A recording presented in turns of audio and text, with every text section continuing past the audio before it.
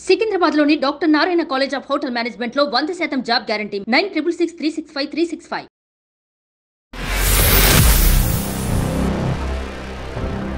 Hello Ram sir. Hi Naraju. Visualisation 2.0 happy money. నాకైతే habits గురించి మీరు చెప్పారు చూసారా, చాలామంది సక్సెస్ఫుల్ పీపుల్ వాళ్ళ రొటీన్ ఎలా స్టార్ట్ అయ్యి ఏ విధంగా గడుస్తుందనే దానికి యూ డోంట్ బిలీవ్, నేను నా పర్టిక్యులర్ టైమింగ్స్తో సహా పెట్టుకున్నాను. అంటే ఆ ఒక్క మార్పు నన్ను ఎక్కడ దాకా తీసుకెళ్ళిందని అంటే నా పర్ఫెక్ట్ టైం టేబుల్ వచ్చింది. Very good. పంపిస్తాను నేను మీకు. నిజం సార్, అంటే అంత చేంజ్ చెప్తున్నాను, అంత బాగా నచ్చింది నాకు. చూడండి విత్ టైం టేబుల్. వండర్ఫుల్. ఆ టైప్ చూపించండి రామ్ గారికి. You have to see that sir. అదంతే. ఇంకా ఓ morning routine morning 6 AM to 8:30, 10, 12:30. Wonderful. Wow. 6 PM దాకా. You are inspiration Naraju. అందుకే ఎవరైనా ఇంటర్వ్యూ చేసేవాళ్ళు ఎదుటి వాళ్ళ గురించి ప్రేక్షకుల కోసం ఏం అడగాలో అడగడం కాకుండా తాను ఇంప్రూవ్ అవుతూ ఇంకొకరికి ఇన్స్పిరేషన్గా నిలబడే యాంకర్లు చాలా తక్కువ మంది ఉంటారు. నాగరాజు లాంటి వాడు. Thank you sir. నాకు చాలా బాగా అనిపించింది సార్. అసలు అంటే నాకెందుకో నేను ఎక్కడో నా ప్రొఫెషన్లో ఇంకొంచెం వెనక్కున్నానేమో, ఒక పర్ఫెక్ట్ టైం టేబుల్ హ్యాబిచ్యువేట్ చేసుకుంటే ఇంకొంచెం నెక్స్ట్ లెవెల్కి వెళ్ళడానికి బెటర్ ఇంప్రూవ్మెంట్ కనిపిస్తుందేమో అనుకొని నేను అదే ఫాలో అవుతున్నాను. కోచింగ్కి first step. Yes. Thank you so much Ram sir.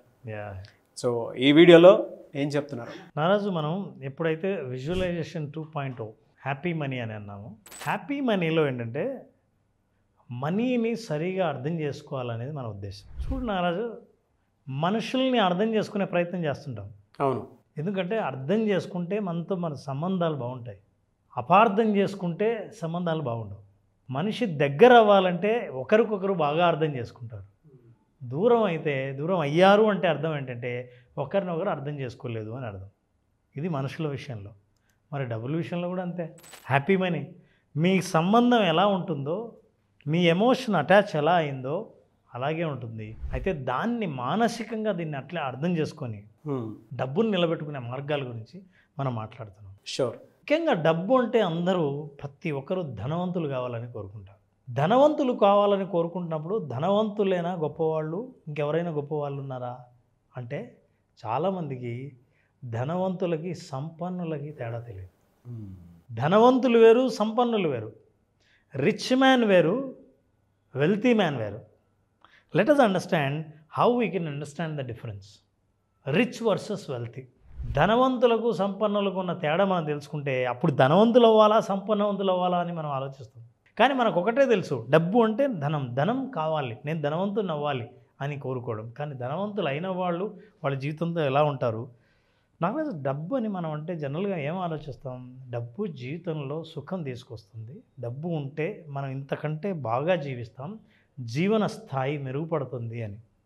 జీవన స్థాయి మెరుగుపడడానికి ధనవంతుడు అయితే బాగా మెరుగుపడుతుంది అన్నది నమ్మకం కాకుండా కాస్త డీటెయిల్ వాస్తవాల్లోకి వెళ్దాం. మనం ఇన్నాళ్ళు ఊరికే నమ్మింది వినింది కాకుండా వాస్తవం ఏంటో తెలుసుకుందాం. అసలు రిచ్ పీపుల్ ఎలా బిహేవ్ చేస్తారు, వెల్తీ పీపుల్ ఎలా బిహేవ్ చేస్తారు? రిచ్ అంటే ధనవంతులు, వెల్తీ అంటే సంపన్నులు. ఈ రెండింటికి తేడా ఏంటి, మనం ఏమవ్వాలనుకుంటున్నాం అన్నది ఇది విన్న తర్వాత నిర్ణయించుకుంటారు చాలామంది. ఇది ఇగ్నోర్డ్ డిఫరెన్సెస్. చాలామంది పట్టించుకొని అర్థం కానీ తెలియని ఈ తేడాలు రిచ్కి వెల్తీకి. రిచ్ ఏంటంటే హై ఇన్కమ్ ఫిక్స్డ్ సోర్స్. బాగా డబ్బులు వస్తాయి, ఒక సోర్స్ ఉంటుంది, వస్తాయి కానీ ఒకటే సోర్స్ ఉంటుంది. మంచి ఉద్యోగం ఉంటుంది, జీతం రెగ్యులర్గా వస్తుంది, ఇట్ ఈస్ అ ఫిక్స్డ్ ఒకటే సోర్స్, దాన్నే ఖర్చు పెడతారు. ఇది రిచ్ వాళ్ళు చేసే పని. అయితే వెల్తీ వాళ్ళు ఏంటంటే good amount of assets and resources, rich as by product. వాళ్లకు ఆస్తులు ఉంటాయి, ఏ ఆస్తుల నుంచి రెగ్యులర్గా సస్టైనబుల్ ఇన్కమ్ వస్తుందో అట్లాంటి ఆస్తులు కలిగిన వాళ్ళు సంపన్నులు. మనీ అనేది, డబ్బు అనేది, ఇన్కమ్ అనేది బై ప్రోడక్ట్. ఆస్తి అలాగే ఉంటుంది. నువ్వు పని చేస్తుంటే జాబు, లేదా ఒక ప్రోడక్ట్ చేస్తుంటే, ఒక బిజినెస్ చేస్తుంటే అది చేసినంత వరకే నీకు ఆదాయం.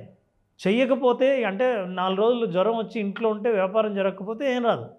సో ఇది రిచ్ పీపుల్, బాగా జరుగుతుంటే బాగా సంపాదిస్తుంటే. సంపన్నులకు ఏంటంటే ఇంట్లో కూర్చున్నా వాళ్ళు ఎక్కడున్నా అది పని చేస్తుంటుంది. ఇది వాళ్ళు ఆలోచించే తీరు. అంతే రిచ్ పీపుల్ మోర్ లగ్జరీస్. ఇది ధనవంతులు వాళ్ళ లగ్జరీస్ని కనిపించేటట్టు చేస్తారు. వాళ్ళు ఎక్కువ లగ్జరీస్ కావాలని కోరుకుంటారు, లగ్జరీస్గా ఉన్నానని అవతల వాళ్ళు తెలుసుకోవాలని అనుకుంటారు. కానీ సంపన్నులు వాళ్ళకి ఆప్షన్స్ చాలా ఉంటాయి. ఇప్పుడు నేను ఈ షర్ట్ వేసుకోవాలా అంటే ధనవంతుడు ఏం ఆలోచిస్తాడంటే ఈ షర్ట్ వేసుకుంటే పేదవాడు అనుకుంటారు, నేను ఈ షర్ట్ వేసుకోవాలి, ఈ వాచ్ పెట్టుకోవాలి అనుకుంటాను. కానీ సంపన్నులు ఏమనుకుంటారంటే నాకు ఇది నచ్చింది, సింపుల్గా ఉన్నా పర్వాలేదు. అందుకే పెద్ద పెద్ద వాళ్ళ అలవాట్లు చాలా చిన్నవి ఉన్నా మనం ఏం చేస్తుంటామంటే తెలుసా ఆయనకి మొబైల్ ఫోన్ కూడా లేదు, చాలా సింపుల్, చెప్పులు వేసుకొని వస్తుంటాడండి. Because they have a choice. మనకు చాయిస్ లేదు, మనం బెస్టే లగ్జరీనే ఎన్నుకోవాలి. ధనవంతులు work hard to maintain their status. ఏదైతే మనం స్టేటస్లో ఉన్నామో సమాజంలో ఆ స్టేటస్ని మెయింటైన్ చేయడానికి చాలా కష్టపడుతుంటారు. ఆ కష్టాన్ని నిలబెట్టుకోవడానికి, ఆ ఆదాయాన్ని కంటిన్యూగా పొందడం కోసం వాళ్ళు ఎప్పుడు జీవితంలో కష్టపడుతూనే ఉంటారు ధనవంతులు. ఎందుకంటే ఆ స్టేటస్ నిలబడాలి కాబట్టి. So wealth works for them. ఇప్పుడు వీళ్ళు ధనం కోసం సంపాదిస్తారు ధనవంతులు, కానీ సంపన్నుల కోసం ధనం సంపాదిస్తుంది. ఇది వీళ్ళకు ఆదాయంగా మారుతుంది, రెగ్యులర్గా సస్టైనబుల్గా వస్తుంది. సో ఇది టెంపరరీ రిచ్ అంటే అది ఆగిపోతే ఆదాయం ఆగిపోతుంది, అయితే ఇది సస్టైనబుల్, కంటిన్యూగా వస్తుంది. ఇట్లా హై స్టాండర్డ్స్ ఆఫ్ లివింగ్ వాళ్ళు ఉంటారు. ధనవంతులు చాలా స్టాండర్డ్స్ మెయింటైన్ చేస్తారు. అందుకే ఏమంటే మెయింటెనెన్స్ ఖర్చులు ఎంత అవుతాయి అనుకున్నారు? డ్రైవర్కు ఏ ఏ ఏరియాలో స్టే చేయాలో ఆ ఏరియాలో ఉండడానికి సొంత ఇల్లు లేకపోయినా రెంటెడ్ ఇల్లు తీసుకొని ఉంటాం. సో సంపన్నులు అలా కాదు, వాళ్ళకి కావాల్సింది సెక్యూరిటీ అండ్ సేఫ్టీ, స్టెబిలిటీ. స్థిరత్వం ఉండడానికి, ఆ సుస్థిరత్వం కోసం ఆదాయం కానీ, వాళ్ళ లైఫ్లో లైఫ్ స్టైల్ కానీ, లైఫ్ స్టాండర్డ్స్ కానీ దానికోసం ప్రయత్నిస్తారు. ఇవి మనం ఎప్పుడు చూడలే, కానీ కంటికి కనిపించేది రిచ్, కనపడనిది వెల్త్. అందుకే అంటారు వెల్త్ ఏం చేస్తాడంటే డబ్బును వెంటాడి పట్టుకుంటాడు సంపన్నుడు. ధనవంతుడు ఏం చేస్తాడంటే దాన్ని వెంటబడతాడు. అంటే అది పరిగెడుతుంటే కావాలని దాన్ని వెంటబడుతుంటాడు, అంటే బెగ్గింగ్ టైం. కానీ సంపన్నుడు ఏం చేస్తాడంటే ఎక్కడ ఉందో డబ్బులు దాన్ని వేటాడడానికి డామినెంట్ పొజిషన్లో ఉంటాడు. పూర్ ఏం చేస్తాడంటే ప్లీజ్ దయచేసి నాకు డబ్బులు రావాలని రకరకాల మార్గాలు అన్వేషిస్తూ ఉంటాడు. దీన్ని మెటాఫర్గా ఉపయోగించారు, ఇలా మామూలుగా ఆలోచిస్తాము అని. సో ఇలా ఆలోచన తీరు మనకు మారాలి, మైండ్ సెట్ మారాలి అని. చూడండి, నాకు తెలిసిన ఒక వ్యక్తి ఒక రిచ్ కారు కొన్నాడు, చాలా లగ్జరియస్ కారు కొన్నాడు. కారు కొని అందరూ బ్రహ్మాండం మెచ్చుకున్నారు, పార్టీ ఇచ్చాడు, చాలా గౌరవం పెరిగింది, లగ్జరీ కారు ఉందని. కరెక్ట్గా 2.5 నెలలు 3 నెలలు అయిందనుకుంటాను. మళ్ళీ మామూలు కారు తీసుకొచ్చాడు, రోజు అంతకుముందు వాడే కారు. అంతకుముందు అది ఏమైంది అని నేనేమో అనుకున్నా, అది ఊరికే బాగా ఆయిల్ తాగేస్తుంది, దాన్ని ఇన్స్టాల్మెంట్ కట్టాలంటే అంత ఈజీ కాదు, వెనక్కి ఇచ్చేస్తాం అనుకున్నాను నేను అని. రిచ్ ఏంటంటే తను రిచ్గా ఉండడం కోసం చాలా ఇబ్బందులు పడేవాళ్ళు ఉంటారు. ఒకసారి నుండి పరువు కోసం అప్పులు చేసి నేను ధనవంతుడిగా స్టేటస్గా కనపడాలని ఎంతోమంది ప్రయత్నం చేసి వెనక్కి వచ్చి ఏమాత్రం సిగ్గుపడకుండా మళ్ళీ జీవించాల్సి వచ్చిన పరిస్థితి వచ్చింది. అతన్ని సిగ్గుపడలేదు, కానీ చాలామంది పరువు పోతుందని అదే స్థాయిని మెయింటైన్ చేస్తారు. ఆ రిచ్నెస్ అనేది మనిషికి ప్రమాదం, రిచ్నెస్ ప్రదర్శించడం. ఒకటి అర్థం చేసుకోవాలి నారాజు, కాన్సెప్ట్ ఏంటంటే wealth is what you don't see.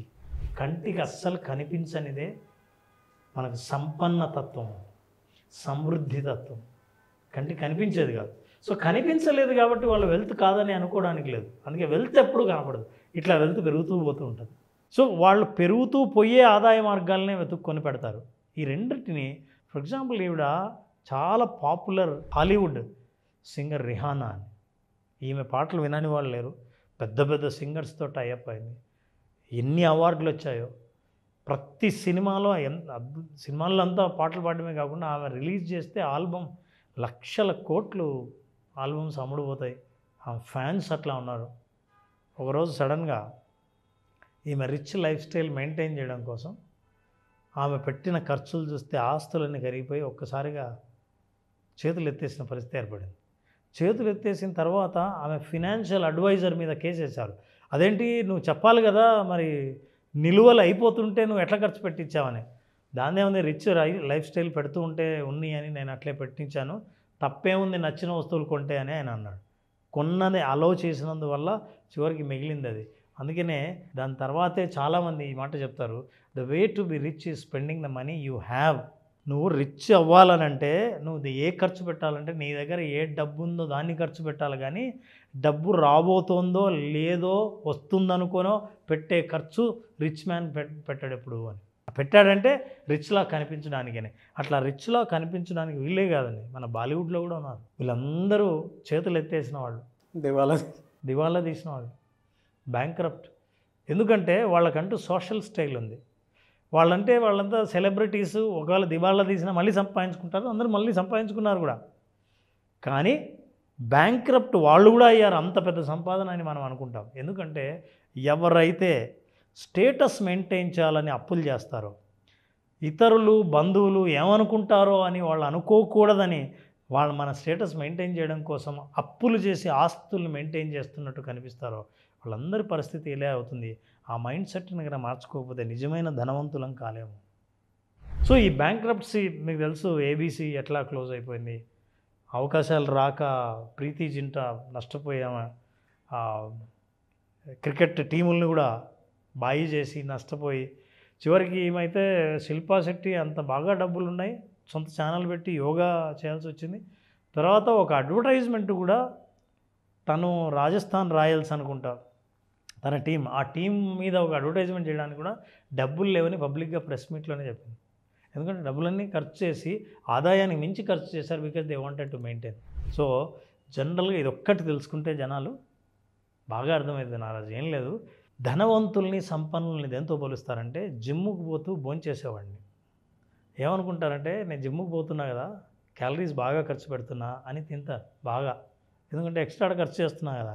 చివరికి కొన్ని రోజుల తర్వాత ఆగి చూస్తే మనం ఏమీ సాధించింది లేదు బాడీతో, ఎందుకంటే ఎట్లాగో వెళ్తున్నాం కదా, కొంచెం ఎక్కువ తింటే ఏమవుతుంది అని అనుకొని మీరు ఇంకా సంపాదించని కండల్ని ముందే పెంచారు. మీరు ముందే పెంచి ఇక్కడ కండలు పెంచి అక్కడ తగ్గించుతాలే అని అనుకున్నవి తగ్గించకుండా ఇక్కడ పెంచుకున్నారు. సో చివరికి బాడీ అట్లాగే ఉంది. సో ఇదే జనరల్గా ఎకానమిస్టులు, సైకాలజిస్టులు అవతల వాళ్ళకి అర్థం కావాలంటే ఈ పోలిక పోలుస్తారు. మీరు జిమ్కి పోతున్నా కదా అని ఎక్కువ తిన్నట్టే, సంపాదన వస్తోంది కదా అని మీరు ఎక్కువ ఖర్చు పెడితే అయ్యేది మీరు రిచ్ కాదు, వెల్తీ కాదు, నష్టపోతారు, బ్యాంక్రప్ట్ అవుతారు. ఇట్లాంటి విషయాలు మనం తెలుసుకుంటే విజువలైజేషన్ హ్యాపీ మనీ ఏం చేస్తుందంటే అసలు లైఫ్లో మైండ్ సెట్ ఎలా మార్చుకోవాలి, డబ్బుని ఎలా చూడాలి, డబ్బుతో రిలేషన్షిప్ మన జీవితం యొక్క ఆర్థిక సుస్థిరతకు ఎట్లా ఉపయోగపడుతుంది అనే విషయాల్ని మనం అర్థం చేసుకోవచ్చు. సార్ ఇది కొంచెం రివ్యూ చేద్దాం సార్. స్లైడ్స్ డాలరు అది పెట్టారు చూసారా, అదొకసారి పెట్టండి సార్, చెప్తాను సార్. ఈ కాన్సెప్ట్ చూసి మిమ్మల్ని చూసి జలసేసింది సార్ నాకు. అసలు వాట్ ఏ లైఫ్ స్కిల్ అన్నా అంటే వెల్తీ మైండ్ సెట్ ఎప్పుడు ప్యాషన్తోనే ఉంటుంది. At the same time skill ఉండి కూడా నేను ఇది అని షో ఆఫ్ చేసుకునే పరిస్థితి ఇతని కోసం ఏదైనా వెతుక్కుంటూ వస్తుంది. ఎందుకంటే హంటింగ్ ప్యాషన్లోనే వెతుక్కుంటూ ముందుకెళ్ళిపోతూ ఉంటే వెనక్కి తిరిగి చూసుకోవాల్సిన అవసరం లేదు. అతని టాలెంట్ అతను నమ్ముకుని ముందుకెళ్ళిపోతూ ఉంటే ఆటోమేటిక్గా అన్నీ వస్తాయి. అంటే అతను దేని మీద ఆసక్తి ఉండదు, అతని ప్యాషన్ ఏంటి, అతని ప్యాషన్ దేని మీద పెడుతున్నాడు, అతని వర్కే అతని జీవితం. Good comparison. దాన్ని బాగా నమ్ముతారు.